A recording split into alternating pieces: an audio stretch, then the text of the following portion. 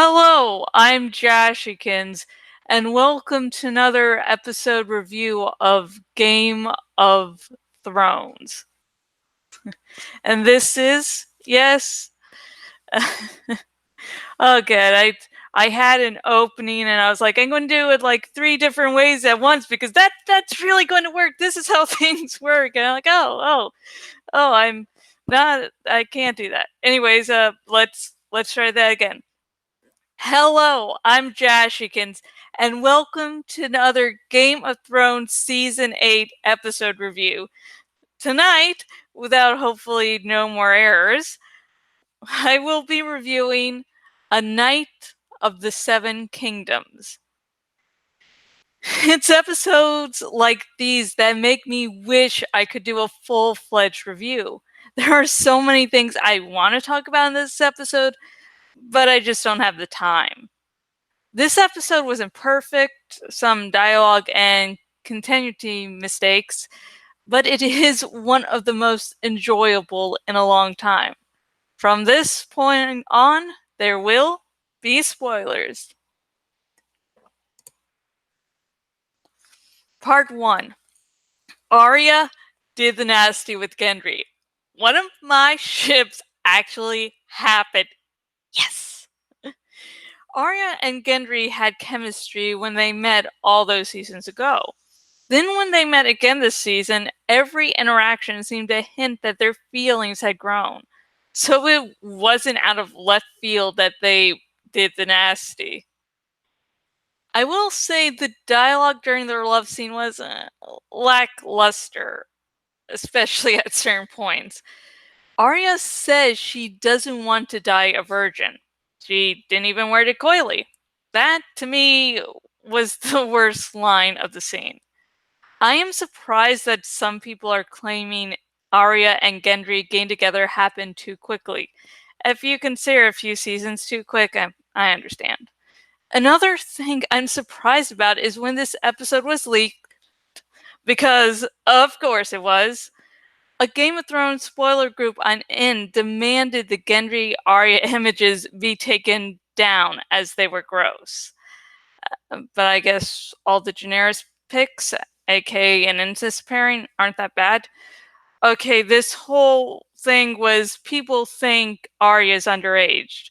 The actress and the character are both of age. Okay, so okay. I am hoping Arya and Gendry both survive the War for the Dawn. But this show loves to destroy our hearts. Like, I'm just. This is a terrifying fucking week. Part 2. What the Night King Wants. Game of Thrones has done an excellent job at presenting complex characters. Characters that are neither good nor evil. Some days they are heroic, and other times they play the role of a villain. One of my favorite quotes is when Jorah remarks that there is good and evil on either side in every battle ever fought. It is hard to see how the Night King can be a morally gray character. The only reason I can find for him to be morally complex is because he was wronged and now rage consumes him. According to Bran, the Night King wants to make an eternal night. He also states the Night King wants to kill him as he is the memory of the land. To truly destroy something means destroying the memory. So this makes sense. However, there's no morally gray element to that reasoning. It is the standard villain, I want to destroy / rule the world. The only hope to a complex villain is understanding why he wants to destroy the world. Okay. Part 3. Jorah Mormont finally got more screen time. Since Jorah returned from the Citadel, the show didn't know how to use him. He didn't have any one-on-one scenes with Daenerys, and instead, Jon kept interrupting their few moments. Fucker. To add insult to injury, he became a glorified extra for a long time. There were so many moments in season 7 that Jorah could have just been replaced with a lamp and nothing would have changed. Now, in this episode, he gets a one-on-one scene with Daenerys, multiple lines, and interactions with other characters. I was super excited about that. Finally, my favorite character is gained respect again. Jorah's scene with Daenerys showed how close they were. In my mind, they are in love with each other beyond love. Friend is merely a word to use to try and describe their connection. He's too familial to be a lover, but too close to be merely an acquaintance. Anyways, shipper talk out of the way, maybe. They respect each other, and Daenerys has fully forgiven all of Jorah's transgressions. She also trusts him to the point she reconsiders her anger at Tyrion. Jorah also asks for one other thing, but then the scene cuts before we can see what he asked for. It was either her talking to Sansa, or keeping Tyrion safe, or something else. Comment below with your theories. We get a little hint of how the relation between Lyanna and Jorah is. I've always believed it to be complicated. Really long story short. She is about to walk away from him, but then turns to him and pays some respect. It's as if she isn't consumed by anger and wants to make sure her cousin knows that. The little smile Jorah gives her, and the fact he begs her to stay in the crypts, shows how he cares for her. And finally, Sam gives him Heartsbane. I have been waiting so long for this moment. I was excited to see the moment finally happening after all this time. If my theory is correct, Jorah has now acquired Lightbringer. Well, listen, while I want to be blissful about Jorah's rise to prominence, there is an itch in my mind that won't go away. In other shows, when a character is brought to the forefront after being in the background for some time, that's a sign the character is dying. Add to that, Jorah isn't a popular character, and so the showrunners can kill him off to show how, quote unquote, edgy the show still is without risking a popular character. This, as I've said before, this won't be a pleasant week for me. At least it won't be as bad as the month waiting for Animorphs 22 to come out. So, there's that. Okay, checking the chat. Yes, if you catch this episode live, you can actually use the live chat. I believe it works, so. No one's there. Okay.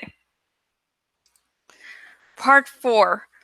Brienne finally is knighted.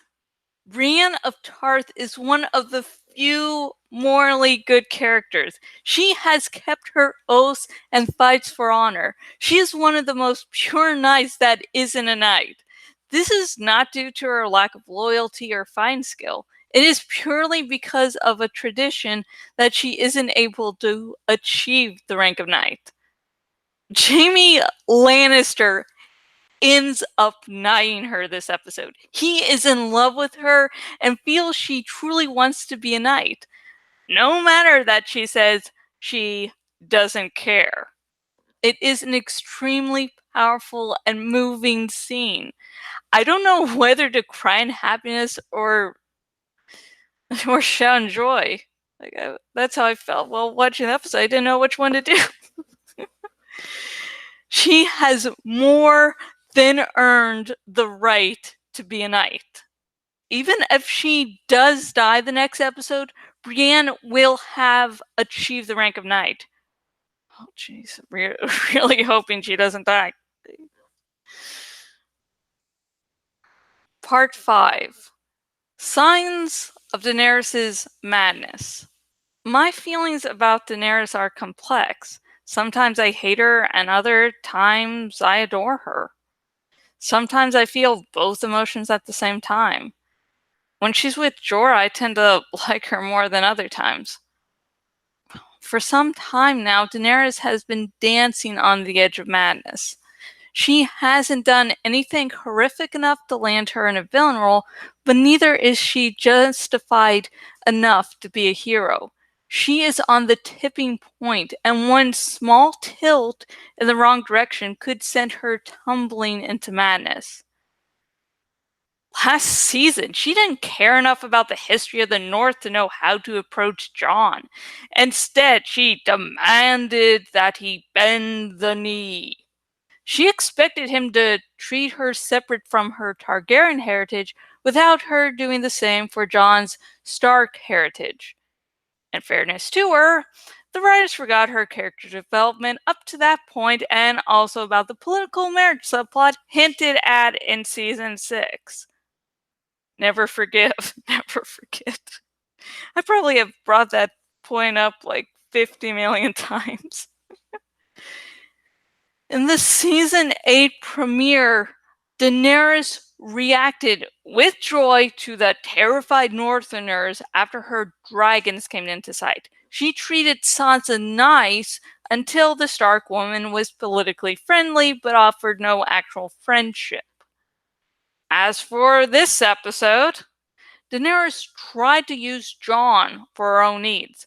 When she finds she can't get the fate for Jaime she wanted from Sansa, she asks Jon's opinion. Her tone of voice is like a snake, as if she expects Jon to do what she wants. She is visibly frustrated when Jon agrees with Sansa instead of her. Oh, this also counts as demanding others forgive her for past transgressions from her or her family, while not expecting to have to forgive others for their past transgressions. Daenerys had a scene where she played nice with Sansa and tried to make peace. Sansa even appeared to be letting down some barriers. But when it was clear Daenerys wouldn't acknowledge how hard the North had worked for freedom, nor Sansa's history of being betrayed, Sansa revealed that the happiness had merely been a mask. She hadn't let any walls down, and Daenerys was shocked. I just want to say, when that whole Sansa and Dany scene was going on, and Sansa starts to play nice, I'm like, this seems odd, sort of out of place. And then when she just sort of reveals that she was faking all that friendliness, I'm like, there it is. Now, Daenerys was raised a Targaryen, and they get into the hardcore incest. Aegon conquered the Seven Kingdoms with his sister wives. So when Jon brought up the fact he was her nephew, her not reacting to that wasn't too surprising. Now, it was sort of surprising that Jon didn't really react to that part when Sam mentioned it last episode, but we're talking about Dany now. However, her reaction wasn't to ask how he was feeling, nor to reassure him. She would have to know about the wildest, most Westerosi god with incest was cousins. Nope, her reaction was to make a big deal about him having a stronger claim to the Iron Throne than her. It was to try and put doubt in his mind about Sam and Bran, his best friend and brother, respectively. Her casting doubt on those who Jon loved seemed to be an act to try and keep control of him. In the books, George R. R. Martin has promised a second Dance of Dragons. Daenerys' jealousy over Jon's actual status might be the way the show does it. Of course, that means she needs to fully embrace her Targaryen madness. As I had to make a shortened review, I did leave some things out, such as Jenny's song, which was fucking awesome. Feel free to comment about anything I didn't mention.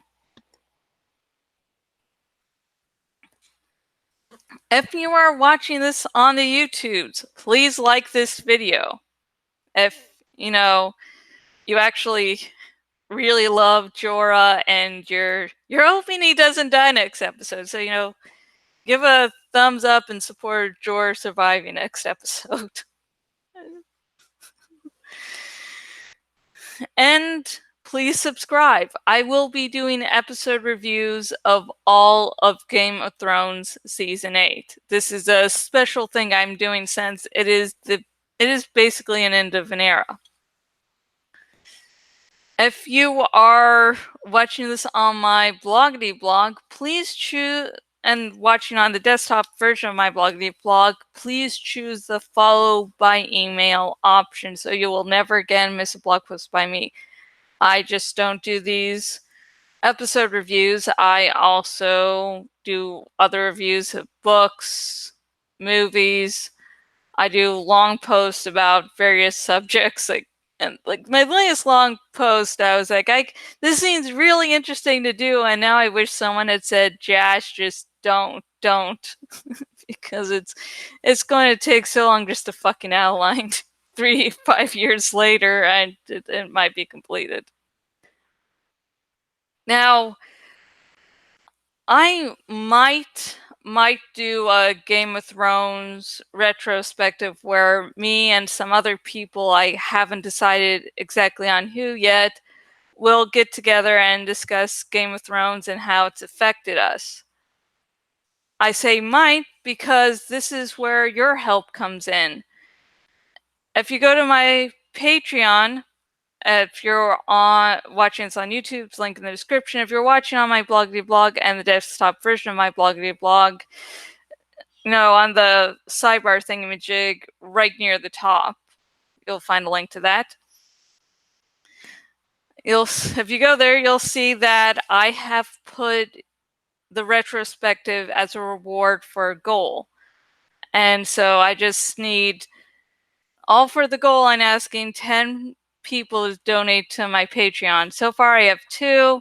So if you really want me to do a nice retrospective for the series, there's a way you can help contribute to it. So,